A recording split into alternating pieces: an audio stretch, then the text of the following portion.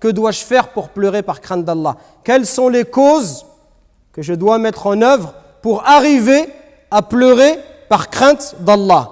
Le premier conseil que l'on peut donner, c'est d'écouter le Coran, de lire le Coran, mais avec méditation. Car ce n'est pas chaque personne qui écoute le Coran qui en tire profit. Seuls ceux qui méditent ses sens en tirent profit.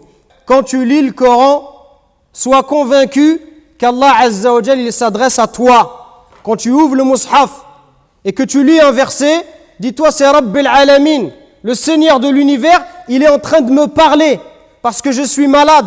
Et le Coran c'est comme une ordonnance. Mon Créateur, il m'indique ce qui va me permettre de me guider et de me sauver du feu de l'enfer. Lisez le Coran tout en le méditant. Ça c'est la voie pour celui qui veut se préserver, celui qui veut se sauver et celui qui veut pleurer par crainte d'Allah subhanahu wa ta'ala. Le deuxième conseil que l'on donne, isole-toi. Chaque jour, ne serait-ce qu'un court moment, loin de tes enfants, de ton épouse, de tes préoccupations, de ton commerce. Éloigne-toi de tout cela. Isole-toi, reste seul 5 minutes pour penser à ta vie et parle à ton âme. Parle à ton âme et dis-lui, oh mon âme, est-ce que quelqu'un est éternel dans la vie d'ici-bas? Est-ce que les riches, est-ce que les rois, est-ce que les prophètes sont-ils éternels? S'ils ne le sont pas, est-ce que moi je vais être éternel? Bien évidemment que non. Parce qu'aujourd'hui on vit dans une société, mes frères et sœurs, où on ne veut pas que vous pensiez. On vous donne tellement de loisirs, tellement de divertissements, que même lorsque tu n'as rien à faire, qu'est-ce que tu fais? Tu allumes la télévision. On nous a conditionnés. Pourquoi? Pour ne pas que tu puisses nourrir ton âme. Là, tu nourris ton corps. Tu te donnes, tu nourris tes shahwa, tes passions. Tu as tellement de loisirs, les jeux vidéo, le sport, etc., les vacances, la voiture, etc., sortir les amis, les restaurants, etc., les voyages. Tu t'amuses, mais ton âme, elle a besoin de nourriture. Celui qui médite et qui vend de la drogue, il ne va pas se dire comme beaucoup de jeunes se disent, j'ai le temps, je vais dealer jusqu'à 30 ans et après je demanderai pardon à Allah. Celui qui médite, il va se dire, qui me garantit que je vais vivre demain encore? Qui me garantit de vivre jusqu'à 25 ans ou 30 ans? Pourquoi? Tu ne peux pas mourir à 20 ans? Il n'y a personne qui meurt à 20 ans? Il y a combien de jeunes chaque week-end qui meurent? En accident de voiture, etc. Et si c'est ton tour à toi, tu vas dire quoi, Allah Azza wa Jal? Tu vas dire, Ya Allah, je voulais me repentir, je voulais revenir vers toi, mais je me suis dit que j'allais revenir vers 35 ou 40 ans. Qui t'a dit que tu allais vivre 35 ou 40 ans? Allah, il t'a donné cette garantie. Troisièmement, pleure sur tes péchés. Prends conscience de la gravité de tes péchés. Ibn Mas'ud, il disait, le croyant, il voit ses péchés comme une montagne prête à s'écrouler sur lui. Le croyant, ses péchés, il a l'impression que c'est une montagne qui va s'écrouler sur lui. C'est-à-dire, il a le sentiment que si Allah ne lui pardonne pas, que ses péchés, ils vont causer sa perte. Et il nous dit, le mécréant, il voit ses péchés comme une mouche, une petite mouche qui passe devant sa tête. Avec sa main, il la repousse. C'est-à-dire quelque chose qui me gêne rapidement. Regardez la différence. Si tu as fait un péché, pleure, demande pardon à Allah subhanahu wa ta'ala. Et méditez le prophète alayhi salatu wassalam. Tous les jours, dans chaque majlis, chaque assemblée, plus de 100 fois, il dit astaghfirullah. Oh Allah, pardonne-moi. Alors que c'est le prophète d'Allah Azza wa Jal. Alors qu'Allah Azza wa Jal, il lui a pardonné ses péchés passés et futurs. Malgré tout, plus de 100 fois par jour, il dit astaghfirullah. Qu'est-ce que nous on doit dire?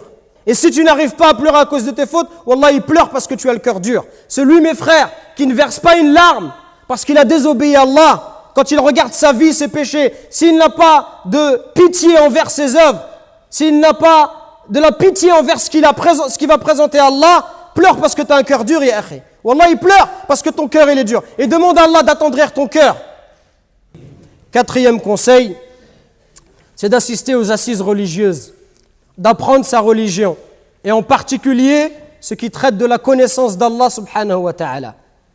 Tout ce qui va te permettre de connaître les noms et les attributs d'Allah subhanahu wa ta'ala. C'est la plus noble des sciences, celle qui va te permettre de connaître ton Créateur. Plus tu vas apprendre ta religion, plus tu vas assister aux assises religieuses, tu vas t'asseoir pour entendre parler d'Allah, entendre parler de son prophète, cette connaissance, elle va provoquer en toi al-khashiyah, qui est la crainte basée sur la science. Celui qui toute sa vie, toute sa journée, elle n'est que dans le travail, que dans le train-train quotidien. Et c'est ce qu'on veut de vous, pour vous endormir. Pour vous endormir. Ce que l'on veut de vous, c'est que vous soyez que dans le métro, boulot, dodo. Ça arrange tout le monde. Ça arrange les élites que vous soyez dans métro, boulot, dodo. Vous ne vous occupiez que de manger, dormir, que du travail et rien d'autre. Et vos âmes, elles sont vides. Et vous ne ressentez rien. Et vous faites la prière, vous jeûnez, mais vous sentez un vide. Votre âme, elle n'a pas été nourrie. Donc il faut consacrer un temps, même si c'est que 10 minutes ou un quart d'heure, il faut que consacrer un temps de manière régulière pour apprendre sa religion, pour progresser. Comment ça se fait hier? Ça fait 10 ans que tu fais la prière. 15 ans, 20 ans, tu connais toujours la même chose. Il faut se poser des questions, subhanallah. Il y a des frères, ça fait 15 ans, 20 ans, ils font la prière, il n'y a aucune évolution. Il ne connaît rien du Coran, il ne connaît rien de la langue arabe. Comment tu veux méditer le Coran si tu ne comprends pas la langue arabe? 15 ans, 20 ans, toujours pareil. Aucune évolution. Il y en a en 15 ans, ils progressent, ils apprennent, ils voyagent. Et il y en a en 15 ans, c'est toujours pareil. La prière et rien d'autre. C'est pas suffisant, akhi. C'est pas suffisant. Pour te rapprocher d'Allah et pour pleurer, c'est pas suffisant. Il faut apprendre sa religion. Enfin, le dernier conseil que l'on donne, c'est de ne pas trop rire et de manière générale, de s'écarter de tous les excès. L'excès de nourriture, l'excès de sommeil, l'excès de rire. Parce que celui qui rit trop, il ne peut pas pleurer par crainte d'Allah. Et ceux qui rient dans la vie d'ici-bas, ils pleureront là-haut.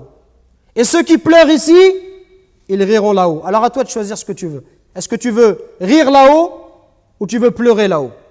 Allah Azza wa Jalla nous dit, ce qui signifie qu'ils rient un peu et qu'ils pleurent beaucoup en récompense de ce qu'ils ont acquis. Bien sûr que l'islam nous permet de rire. Le prophète lui-même a fait des blagues, mais il ne mentait jamais. Il plaisantait sans mentir. Mais de passer ses journées entières ou ses soirées à regarder des comics sur Internet pendant 2 heures et 3 heures et on rit, et pas une seule fois on a versé une larme, c'est quelque chose qui va vous durcir le cœur. Et si le cœur il est dur, alors on ne peut pas pleurer par crainte d'Allah. Nous récoltons vos dons pour la construction d'une nouvelle mosquée à Longjumeau. Walillahi alhamd. Barakallahu fikum. Qu'Allah il accepte ces dons de votre part. Et continuons, Inch'Allah. Et bi'idhnillah, dans pas longtemps, on espère avoir de bonnes nouvelles.